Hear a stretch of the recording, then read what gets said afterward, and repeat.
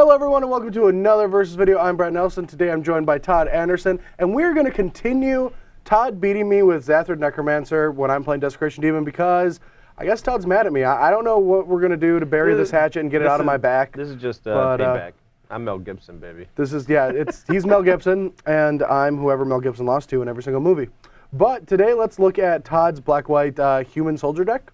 Yeah. And we'll take a look. Why did you build this? Okay, so I wanted to maximize the effectiveness of a Johnny Steadfast, and I think you do that by playing as many token producers as possible, which is why we're playing Raise the Alarm and Triplicate Spirits. As you can see, we are a little light on lands with just 24, but that keeps us from playing Elspeth, and you know, we could cut some cards to play a few more lands and a few more Elspeths, namely something like Soldier of the Pantheon.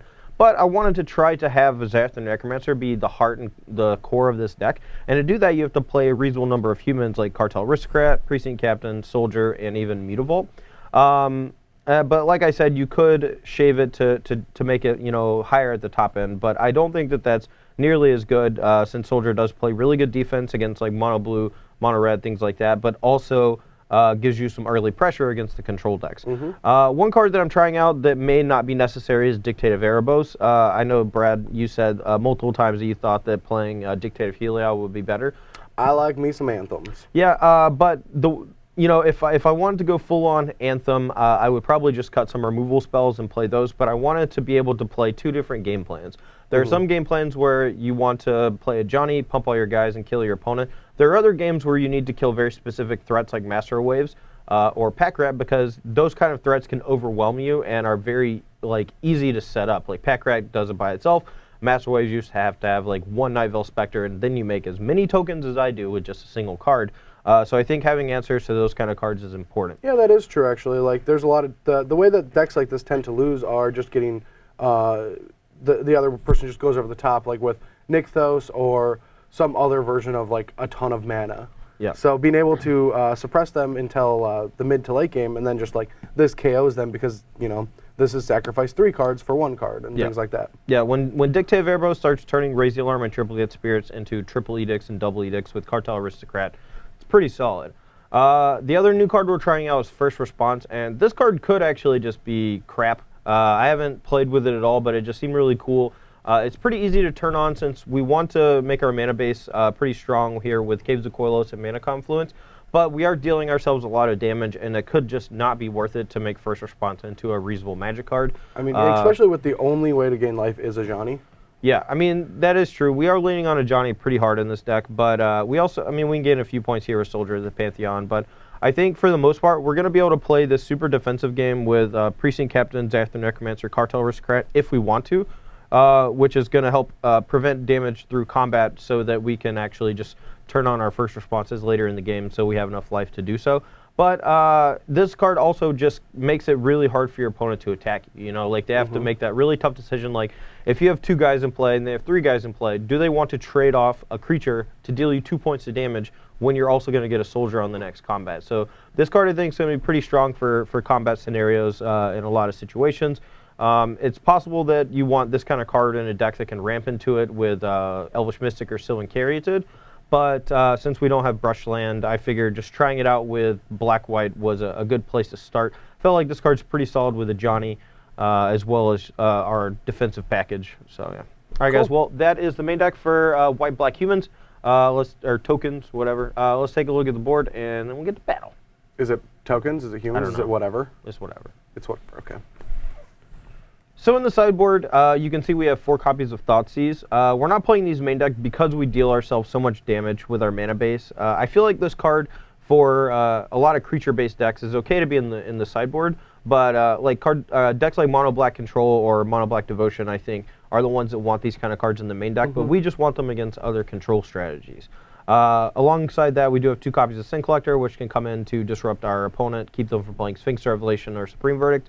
We have a second Dictate of Erebos that can come in against any matchup where we just need to grind our opponent out with Cartel Aristocrat and all of our tokens. I think this card's pretty strong in a number of scenarios, and I do want access to 2 of them. For Nyx's Fleece Ram, another reason I think we're going to be losing a lot to mono red game 1, especially because our mana base is so bad, but having 4 copies of Ram, not only to block early, but to slowly gain incremental points of life is pretty strong. 2 Fraction Revokers, mostly for things like Garrick, but can come in and name a lot of things. I think this card's really powerful in the format. There's a lot of things you can name. Though, again, I will say it does not shut down Underworld Connections. That should be something you should know. Yes. 2 copies of Deicide for Thassa, because that's the only way for Mono Blue to really break through your tokens. So having a way to deal with her is pretty awesome. So. What do you think of... I've been thinking about this a lot with the Black-White Human decks. And instead of playing 4 Rams, what do you think of playing 1 Whip? Now, you're not going to be like whipping back an Obsidian or anything like that, but giving your entire team lifelink against the aggressive decks can be something that's pretty strong. Like, I actually want to try a deck that just like goes Smiter into Whip. And I don't know if it's in the main or if it's in the sideboard, but if there's a deck that wants a Smiter, I think it wants Whip along too, because it just seems like a very powerful... I mean, that you could. I'm not saying that it's bad, because honestly I don't know, but like cards like Whip of Erebos, I never only want to be using one side of it. Like, I want to be able to maximize both sides of it. Like, if you're talking about Spider into Whip, then I also want to be playing Obsidian. I also want to be playing, I don't know, something else, like maybe Shadowborn Demon, like something that it's good to bring back. And now I understand that. I understand that you want the other side of Whip to be good, but just giving your entire team lifelink in specific matchups does seem very powerful, especially in the matchups that are exploiting these mana bases. It is the most punishing effect you could have. I mean, it could be good. I like the idea of playing Urborg alongside Whip of Erebos and a Smiter deck too, helping you get that double black without taking a bunch of damage. Seems pretty sweet. Yeah, I don't know. That's my next creation. I just wanted to allow you to play Xanther Necromancer against Demons one more time, because you had so much fun last week. I did. You did enjoy it. So for my deck, this is the mono black deck that I would end up playing in a tournament if I wanted to play this deck. What we did is we took out all the temples, and I actually read JD's article about like not playing any temples, and I actually liked the logic of just like never being off curve yourself and trying to off curve your opponents. But with the inclusion of Sign in Blood, you don't need temples anymore. Just being able to go, turn 1 Thoughtseize, or just starting the game off with a Sign in Blood is powerful enough. The card is super great in decks like this.